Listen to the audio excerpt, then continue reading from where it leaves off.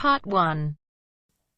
You will hear Kevin Brown asking for information about renting an apartment through an agency. First, you have some time to look at questions 1 to 5.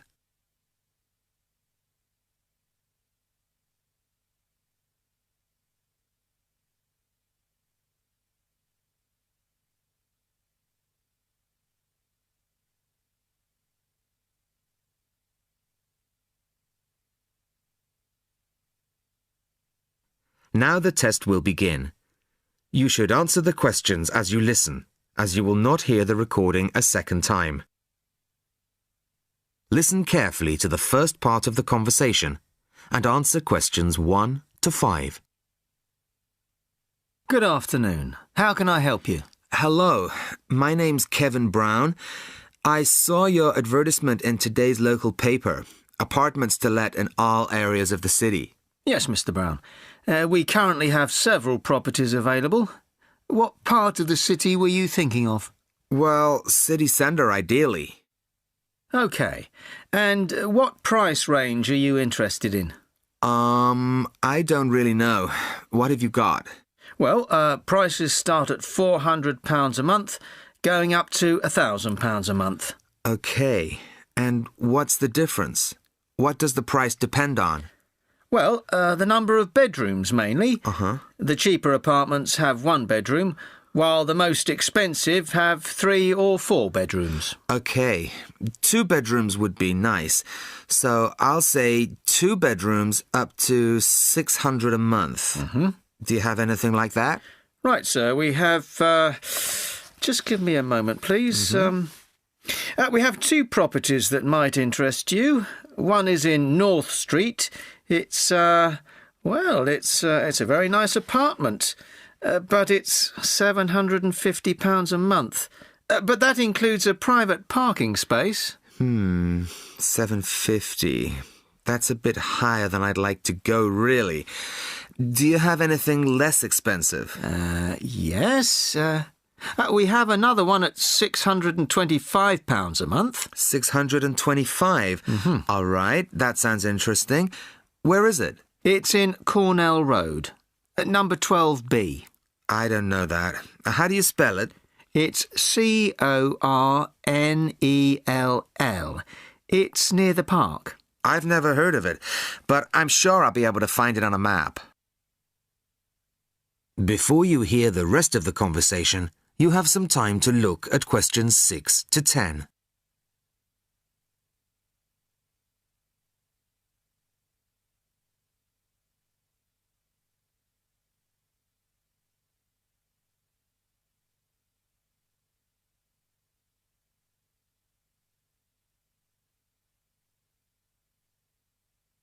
Now listen and answer questions 6 to 10.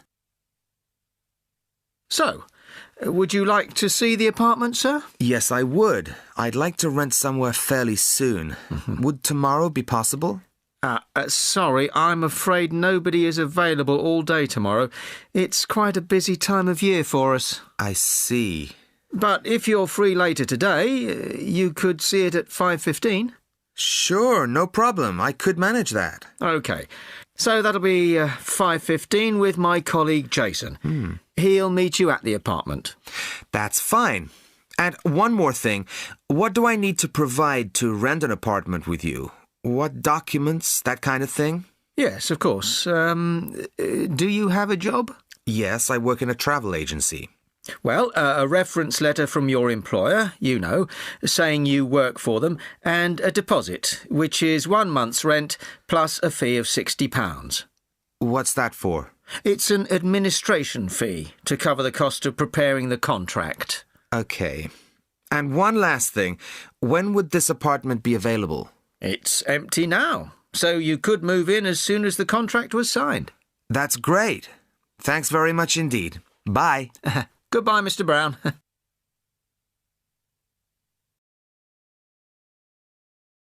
That is the end of part 1. You now have half a minute to check your answers.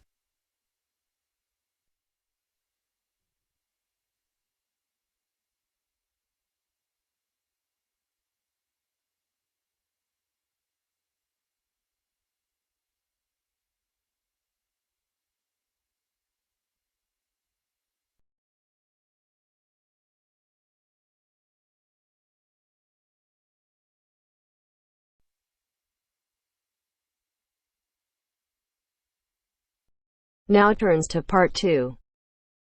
Part 2. You will hear a podcast on Canberra's theme park.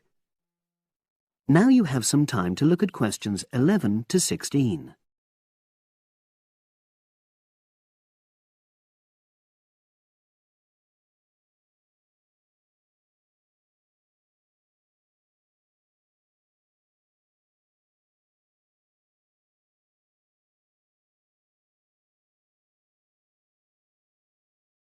Now listen and answer questions 11 to 16.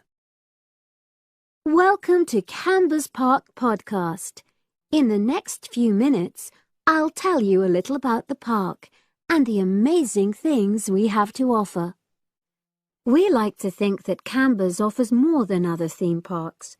Like them, we have a variety of exciting rides for people of all ages, but Canberra's also places strong emphasis on the educational experience for its visitors. Not boring facts, but lots of interactive exhibits. Although it's mainly an outdoor experience, we do have some indoor activities if the weather gets too dreadful. The park's got a lovely, well-established feel, set in 80 acres of beautiful countryside, about 3 miles south of the tourist resort of Dulchester. The park was set up in 1997 by the Canberra family, but then taken over by new owners in 2004, who have maintained the original vision of the Canberras. It has lots of old trees, hundreds of flower beds, and a gorgeous lake. Canberra's has over 45 different rides, exhibits, and arcades. All but one of these is free once you've paid your entrance fee. We charge a small fee for our newest ride to reduce the length of the queues.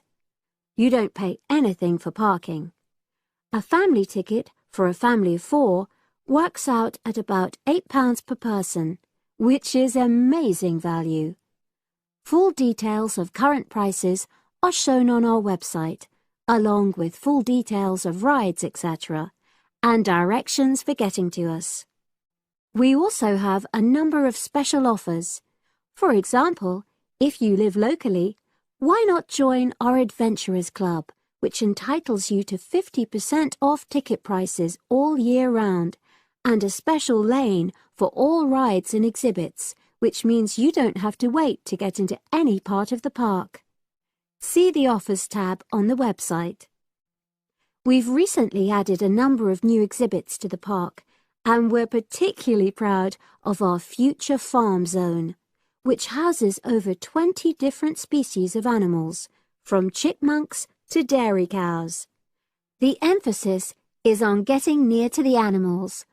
All of them can be petted, and you can buy food for feeding the animals. Many of our younger visitors say that this is the high point of their visit. And speaking of food, don't let the animals have all the fun. We have a total of 7 different catering outlets on the site. We're open 10 to 5:30 all year round, and cold drinks and snacks can be bought at any time during opening hours. And hot food is available most of the day in the Hungry Horse Cafe from 11 until 5, just half an hour before closing time. Now you have some time to look at questions 17 to 20.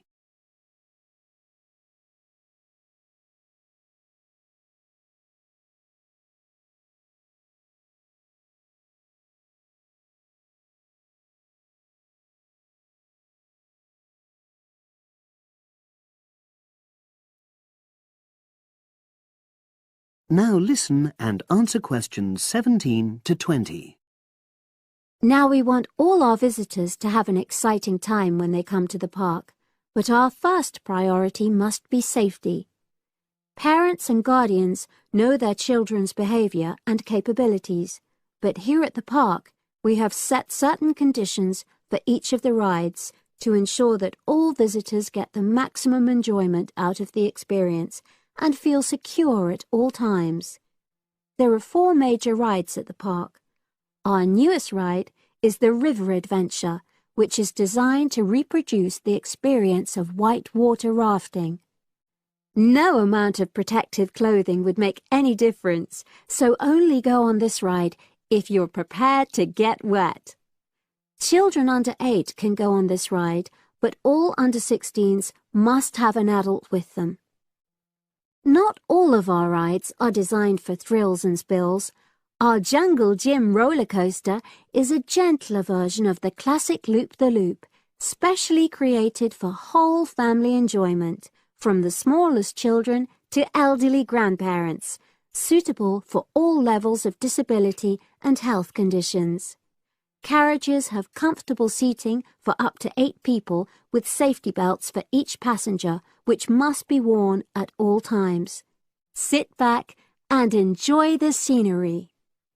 One of the best established and most popular of Canberra's rides is the massive swoop slide. Whiz down the polished vertical slide 9 meters in height and scream to your heart's content. There are no age or height restrictions. Be careful though, you must have on long trousers so you won't get any speed burns.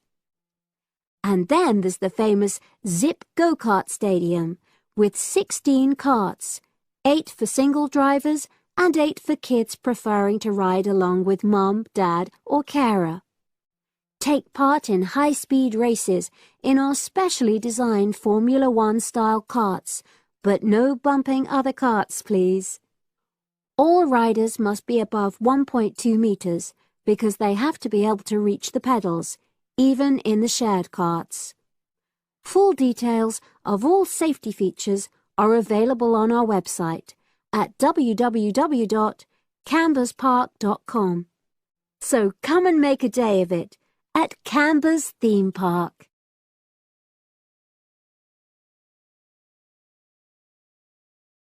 That is the end of part 2.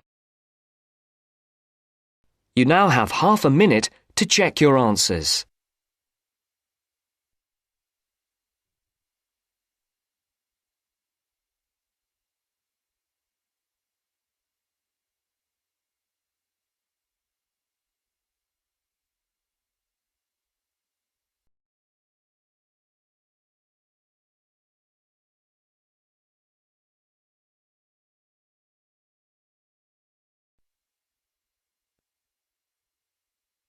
Now turns to part 3. Part 3. You are going to hear a conversation on rivers. First, you have some time to look at questions 21 to 25.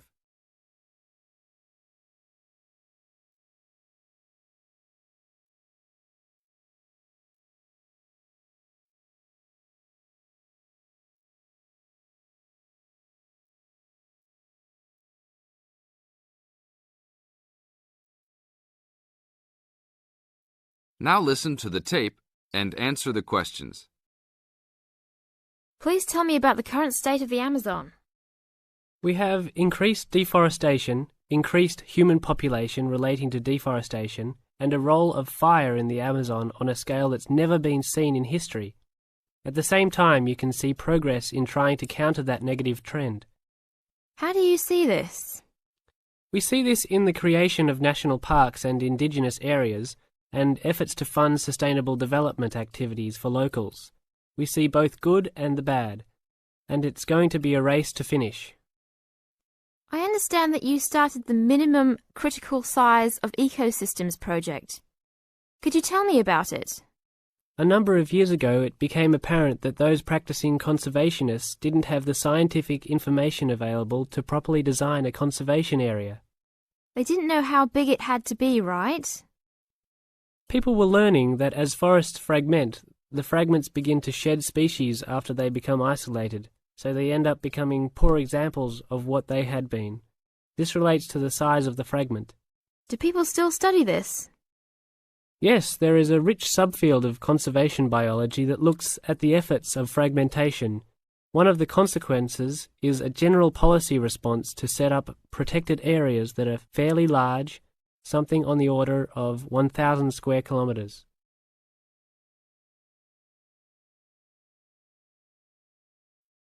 Now look at questions 26 to 30.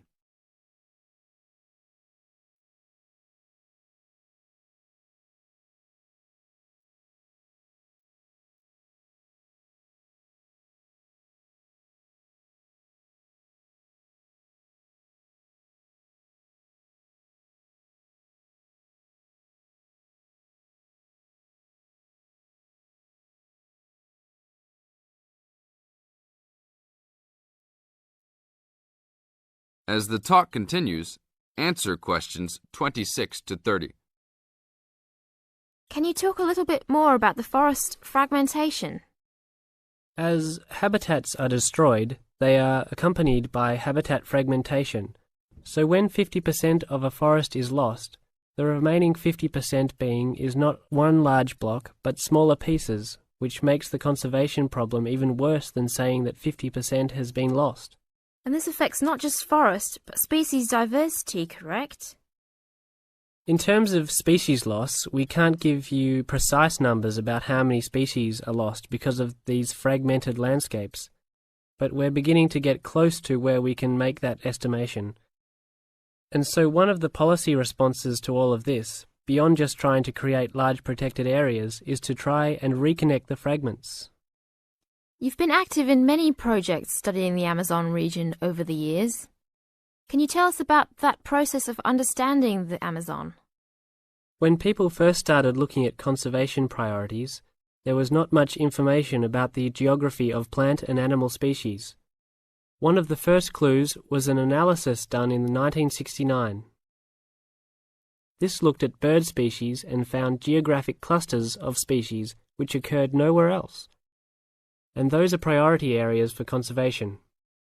Was this when people began prioritising refuges? Yes, it was the first time that someone looked basin-wide at priorities, giving priority to so-called refugean areas. Was this when the new trend to use geographic information systems, or a GIS, started? That was in 1990 after we worked out a whole set of biological and conservational priorities and produced a big map using GIS. What are some of the things that GIS does? Well, there are several advantages of using a geographic information system. First, you can continually update the system so that it's now a constantly changing picture. You can actually watch changes.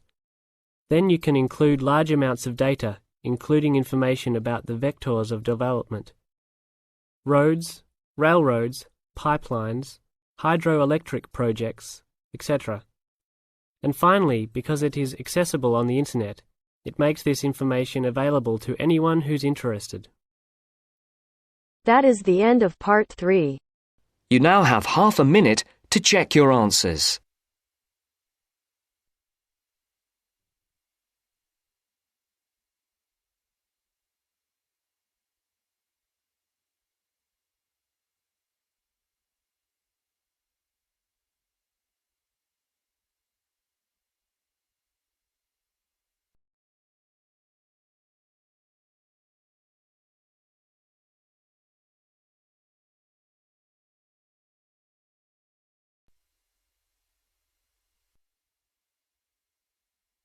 Now turns to part 4. Part 4. You will hear part of a lecture about a place called Cuba Pedy. Listen carefully and answer questions 31 to 36.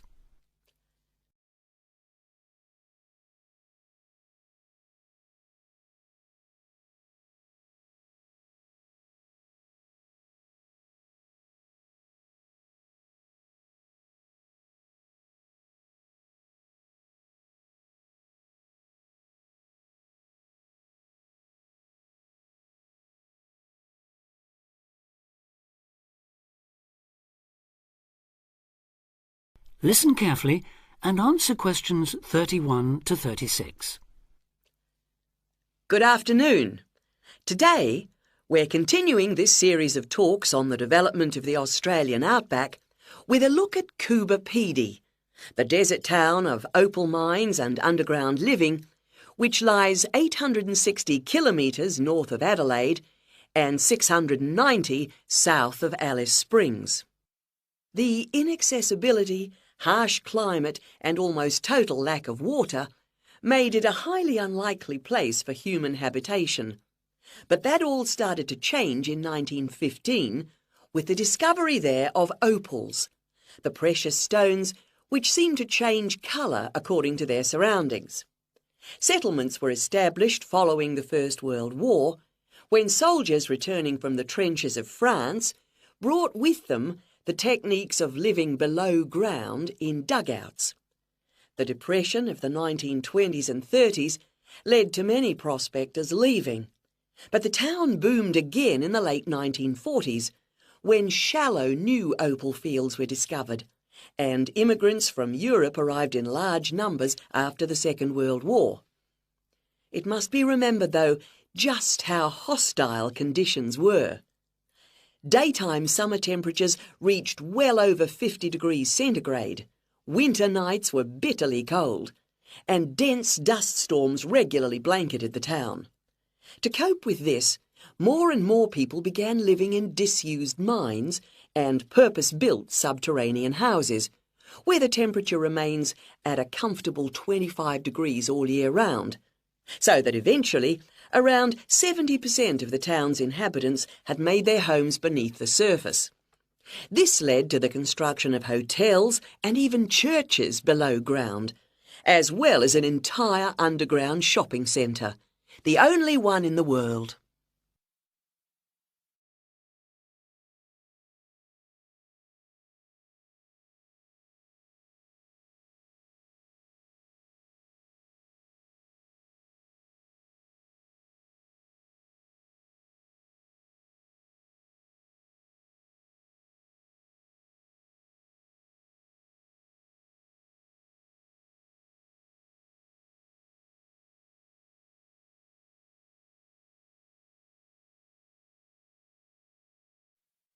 Now answer questions 37 to 40.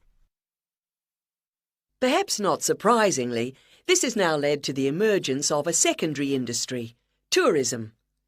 Increasing numbers of visitors come to see the tunnels and the caves with their ventilation shafts, the weird machines lying about in the town, and, just beyond it in the scorched red desert, the conical hills thrown up by the world's biggest opal mines. It's a logical stopping place for travellers too. The nearest town to Coober Pedy is Woomera, in the prohibited area once used for launching space rockets. But even that is an enormous distance away. Within the town itself, there are plenty of hotel rooms and a number of ethnic restaurants. Remember that Coober Pedy is one of the most multicultural places in Australia, with an estimated 45 nationalities represented, and its very own Opal Museum. A short distance from town, there's a section of the enormous barrier that runs thousands of kilometres across the country, the dingo fence, which is meant to keep these predatory wild dogs out of the sheep farming areas. Another attraction just outside town are the sets of various films made there, including Mad Max 3, as well as The Red Planet and Until the End of the World, names that reflect the harshness of the terrain and temperatures there. The name Coober Pedy, incidentally, comes from an Aboriginal expression meaning white man's hole in the ground. Next, I'd like to go on to talk about Broken Hill, another mining town, but one that...